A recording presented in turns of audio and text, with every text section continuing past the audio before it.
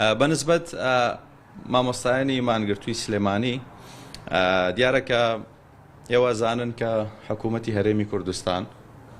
هەموو جهد و هەوڵێکی خۆی داوە بۆی کە موچەی فەرمانبەرانی هەرێمی کوردستان دابین بکات و ئەوەی کە لەسەر شانی بووە جێبەجێ کردووە و لەم کاتەیە کە ئێمە قسە ئەکەین شاندی ئێمە خەریکی گفتوگۆن و بەیانیش خەریکی گفتوگۆن بەشێکی ئەوانەی کە ئێستا لە سلێمانی لە ژێر خێمەن ئەوانن کە مزاهرە و مانگرتن و جادەگرتنیان بۆ بوو کە ئێمە بچین لە بەغدا موچە وەربگرین. هەندێک دەموچاوی تێدا ئەوەندە باوەشیان کردو بە کۆمەڵێک سەرکردەی بێزراوی میلیشیا عێراقیەکانە ڕەنگی ئەوانیان گرت و ئەمانە لە نوێنەری مامۆستان. چەند کەسێک لەوان چەند کەسێک بە تەحدیدی هەموو مامۆستایاننا چەند کەسێکیان زۆر زۆر بەوازەحی دیارەکە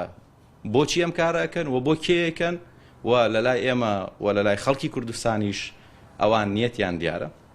و ئەوانەشی کە